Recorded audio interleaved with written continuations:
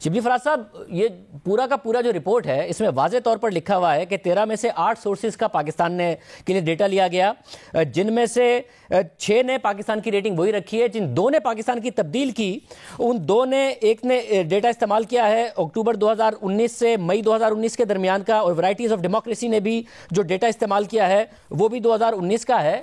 یہ پھر بھی حکومتی رہنماؤں کی طرف سے کہہ دیا گیا ہے تو پچھلے دور کا ہے۔ سر کچھ تو اس دور کی بات مان لیا کریں، سب کچھ پچھلے دور پہ ڈال دیتے۔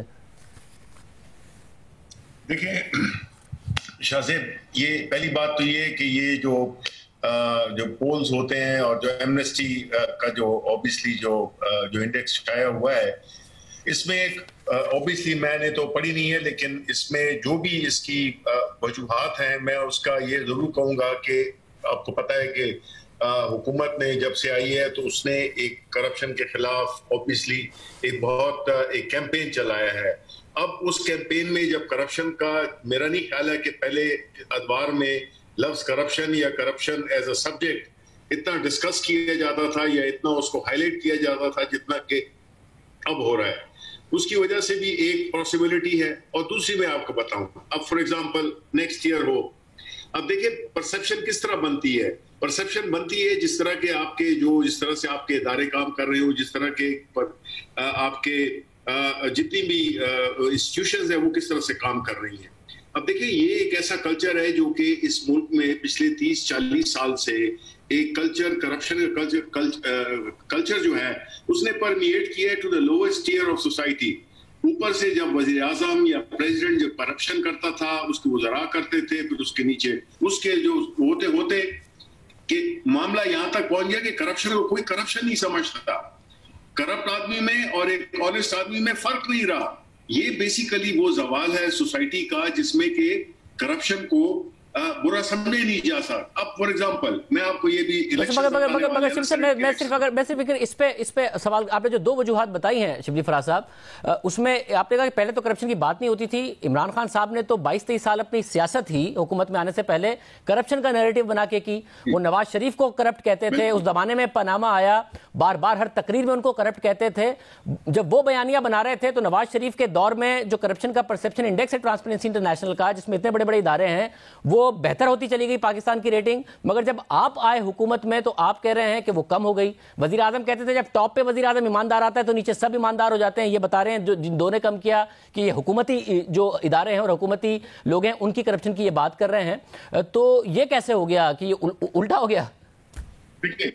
جی شاہ صاحب، نہیں میں اسی کی بات بتا رہا تھا کہ دیکھیں ایک چیز ہے جو کہ ایک ٹائم لیتی ہے۔ یہ کوئی ایسا آئیڈیا نہیں ہے کہ جس دن عمران خان آئے یعنی 30 مہینے پہلے اور آج جو ہے تو وہ بالکل کرپشن جو ہے تو وہ 0 پہ ہو جائے۔ کرپشن ہے، میں تو آپ کو ہی کہہ رہا تھا کہ یہ پوری سوسائٹی میں پرمیٹ کر گیا ہے، بیکاز ہماری جو لیڈرشپ تھی ماضی کی، جو کہ میں بھی کہہ سکتا ہوں پوری شیورٹی کے ساتھ کہ in case of Imran Khan وہ جو ہے تو وہ کرپٹ نہیں ہے۔ تو جب وہ کرپٹ نہیں ہے تو ظاہر ہے جو اثر ہے اس کا نیچے آہستہ آہستہ جائے گا، وزیروں پہ آئے گا۔ مطلب ہے کہ پھر اس طرح آہستہ آہستہ یہ پورا پروسیس ہے۔ مگر شبلی صاحب 120 پہ تھے، مگر شبلی صاحب یہ ایکسپیکٹیشن بھی عمران خان صاحب نے پیدا کی تھی کہ 90 دن کے اندر میں یہ کر دوں گا، مگر آپ کہہ درست رہے ہیں کہ عمران خان صاحب کے آتے 0 نہیں ہوگی، مگر 0 نہ ہو یہ بڑھے تو نہ، یہ بڑھ کیوں گئی یہ کرپشن پرسپشن انڈیکس میں؟ دیکھیں یہ اس لحاظ سے کوئی اتنا کوانٹم لیپ نہیں ہے کہ ہم کہیں کہ جی اس سے ادھر اوپر نیچے جو بھی ہوگا وہ ڈیپینڈ کرتا ہے کہ آپ کی سوسائٹی میں اس وقت کلچر کیا ہے، اور وہ میں نے اس کی آپ کو پہلے ہی بتا دی ہے کہ اس کلچر کے ذمہ دار کافی دہائیوں کے لوگ ہیں۔ ٹھیک ہے، ہمیں یہ نہیں ہونا چاہیے جس طرح کے لوگ کہتے ہیں کہ تبدیلی کدھر ہے۔ اب تبدیلی کوئی ایک ایونٹ نہیں ہے، یہ ایک پروسیس ہے کہ وقت کے ساتھ ساتھ آپ کا ایک کلچر چینج ہو رہا تھا۔ پہلے آج سے 3 4 5 سال پہلے شبلی صاحب عمران خان صاحب نے اپنی تبدیلی کو ایز این ایونٹ ہی پیش کیا تھا کہ میں آؤں گا اور فوراً چیزیں کس طریقے سے ٹھیک ہوں گی، 90 دن میں کیسے ٹھیک ہوگا، اور انہوں نے کہا تھا کہ جو ہجوم ہے وہ ملک نہیں بدلتا ہے، ایک لیڈر آتا ہے وہ سوسائٹی کو بدلتا ہے، مگر اب سوسائٹی ہر چیز کی ذمہ دار ہے۔ یہ سوسائٹی ہی کرپٹ ہے اور اوپر سے لیڈر ایماندار بقول آپ کے آ گیا ہے، مگر نیچے تک سوسائٹی خراب۔ بالکل، لیکن شاہ صاحب 30 مہینے میں میرا نہیں خیال ہے کہ جو دہائیوں کا جو ایک کلچر ہے کرپشن کا وہ اوور نائٹ وہ ہوگا اور چینج ہو سکتا ہے۔ لیکن डायरेक्शन तो पकड़ ली है ना।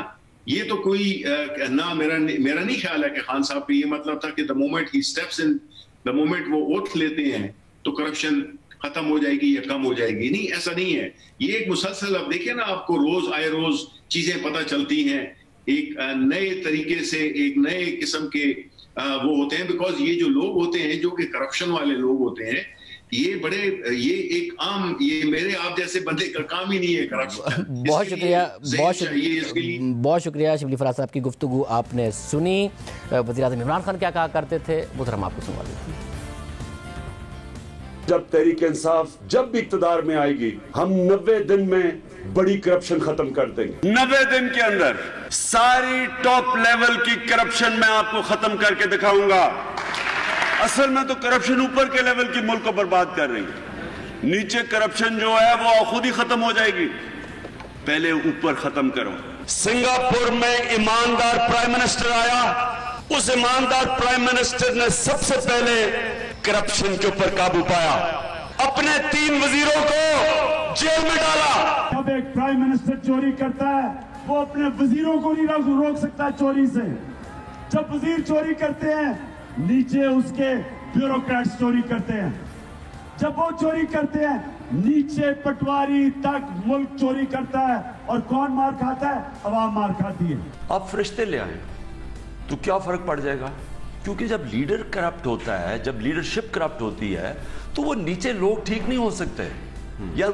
यानी हजूम एक कौम को ठीक नहीं करता, एक लीडर आके एक कौम की अखलाकियात उठा देता है, इदारे मजबूत कर देता है।